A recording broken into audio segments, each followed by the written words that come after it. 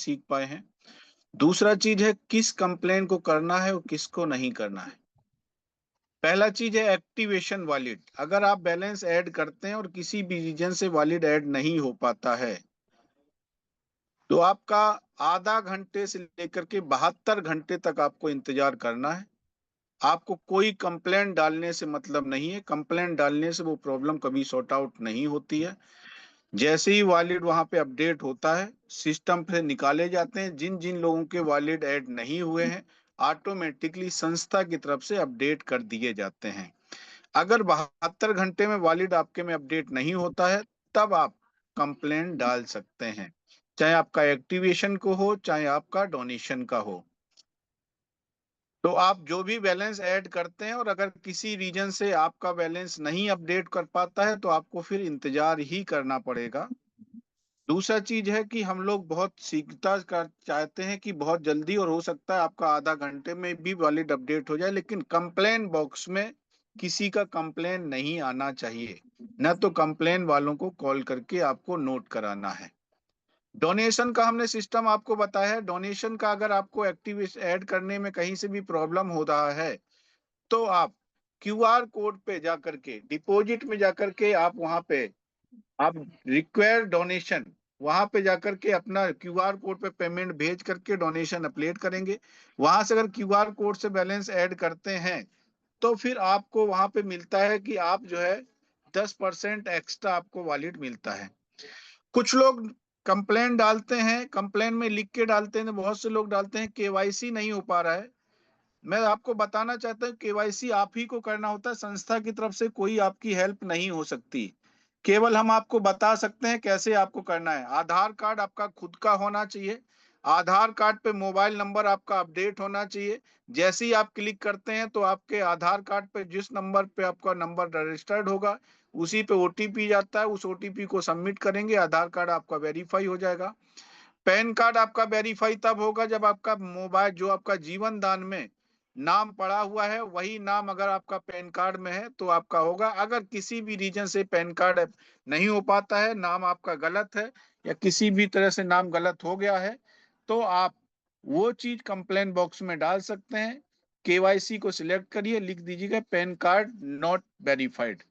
Automatically आपका यहाँ से संस्था से वेरीफाइड भी कर दिया जाएगा, नाम भी आपका पैन कार्ड वाला नाम आपकी आईडी में अपडेट हो जाएगा।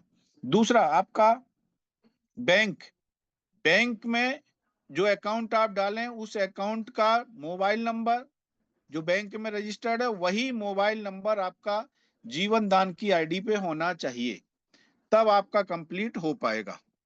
दूसरा आपका ऑप्शन आता है एडिट एडिट या चेंज अपडेट। यहाँ पे आपको क्या करना है, अगर आपका किसी भी मिस्टेक से नाम गलत हो गया है, ये नहीं नाम किसी और का आप रख रहे हैं, हमारा कुछ नाम है, नाम मनीष लिख रहे हैं कि अतुल का नाम कर दो, सुनीता के नाम कर दो, अनीता के नाम कर दो, वो नहीं हो पाएगा। अगर सुनीता का नाम में गलत हो चुका है, एस यू की जगह वो हो गया है, इस तरह का कोई भी माइनर मिस्टेक है जो नाम में मिस्टेक हुआ है या सरनेम ने ऐड नहीं हुआ है, वो कंप्लेन आप डाल सकते हैं। मोबाइल चेंज करने का ऑप्शन आप लोग जो डालते हैं, मोबाइल नंबर अगर एग्जाम मान के चलिए राहुल नाम का है, वो आपका नंबर जो आप चेंज कराना चाह रहे हैं वो जेडीजीपे में भी राहुल नाम से ऑलरेडी रजिस्टर्ड होना चाहिए। अगर आपका जेडीजीपे में राहुल के नाम से रजिस्टर्ड है तब आपको केवल आपको एडिट आईडी करना है और उसमें लिखना है मोबाइल नंबर चेंज और आरटी नंबर हमारा ये है, बस इतना लिखना है। अगर आरटी नंबर आपका राहुल के नाम से होगा तो फिर निश्चित होगा कि राहुल का मोबाइल नंबर चेंज होगा। अगर आपका आईटी नंबर उस नंबर से नहीं बना हुआ है, नाम मैच नहीं करेगा, तो मोबाइल नंबर आपका अपडेट नहीं करेगा। मोबाइल नंबर में कोई मिस्टेक हो गया, 9 अंक तक आपके चढ़ गए, 1 अंक छूट गया, अपडेट किया जाएगा। आपने कोई भी अंक लिखा है, आगे पीछे कोई अंक हो गया है, जहां 8 होना चाहिए वहां 9 हो गया, यहाँ 1 होना चाहिए था 2 हो गया, उनको भी चेंज किया जाएगा। इस तरह का कंप्लीट डाल सकते हैं। अगला लेबल इनकम, किसी भी तरह से कोई लेबल इनकम की कोई प्रॉब्लम है नहीं तो आपको लेबल इनकम डालने की जरूरत नहीं है। मैचिंग इनकम को कोई इश्यू है नहीं तो मैचिंग इनकम डालने की जरूरत नहीं है। विथड्रॉल कभी किसी का रुकता नहीं है तो विथड्रॉल डालने की आवश्यकता नहीं है।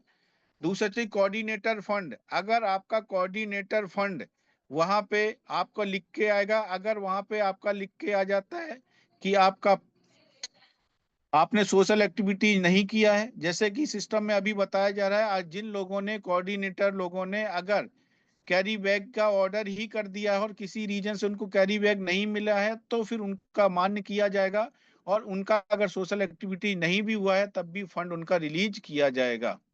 बाकी किसी भी तरह से कोऑर्डिनेटर फंड की कोई रिक्वेस्ट नहीं डालनी है। प्रोजेक्ट से रिलेटेड आपको जूम मीटिंग में आना है। प्रोजेक्ट से रिलेटेड अगर कोई आपकी प्रॉब्लम है तो आप प्रोजेक्ट को सिलेक्ट करके आप जानकारी ले सकते हैं। लोन का अपडेट, लोन के रिलेटेड कोई भी आपकी प्रॉब्लम अगर है तो लोन को सिलेक्ट करिए। बाई चांस कभी रीजन में होता है कि लोन आपका अप्रूव्ड हुआ और लोन आपके वॉलेट में नहीं पहुंचा तो उसमें कंप्लेन आप डाल सकते हैं।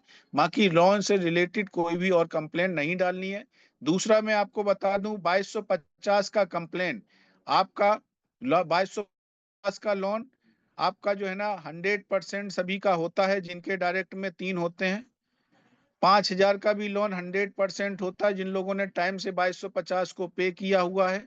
10,000 का लोन तब होता है जब आपका टोटल इनकम का 10% आपका डोनेशन होगा तो ही आपका 10,000 का होगा। वैसे ही 25 का होगा, 50 का होगा, 1 लाख का, 2.5 लाख का, 5 लाख का, 10 लाख का तभी होगा जब आपकी इनकम का 10% डोनेशन होगा। इससे बेहतर है कि आप पहले से ही उसको मेंटेन करके चलिएगा।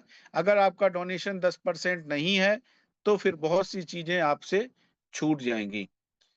दूसरा आपका जीवन दान समृद्धि, कुछ लोग डालते हैं जीवन दान समृद्धि में बैलेंस नहीं आया, पैसा नहीं आया।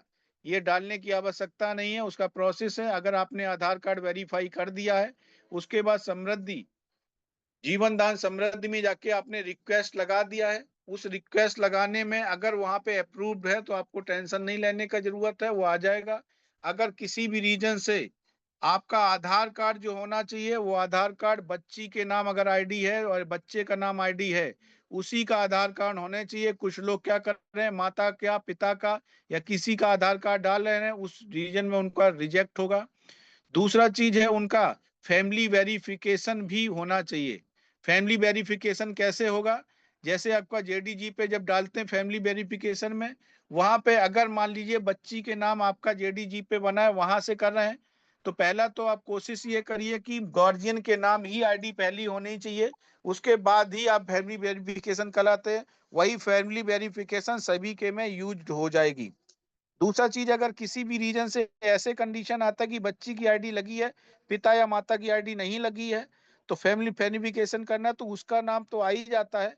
तब आपका माता का नाम, पिता का नाम और अदर में जाके भाई बहन का नाम इसका कंप्लीट करके सबमिट कर देंगे। यानी फैमिली वेरिफिकेशन का मतलब है जिस तरह से आपका राशन कार्ड होता है, मुखिया के नाम राशन कार्ड होता है, उसमें हस्बैंड का नाम, माता पिता उसके नाम, उसके बच्चों का नाम सब होता है। इसी तरह से फैमिली वेरिफिकेशन को बनाना होता है, वो फैमिली वेरिफिकेशन में आपको सबमिट करना पड़ेगा तब आपका यहाँ पे कंप्लीट होता है। ठीक है, बात समझ में आ गई सबको? यस सर, बिल्कुल बस बिल्कुल। इतना समझ के चलिए, पूरी टीम को बताइए आपका एक्टिवेशन वॉलिड और डोनेशन वॉलिड का किसी भी तरह से कंप्लेन आपको नोट कराने की आवश्यकता नहीं है।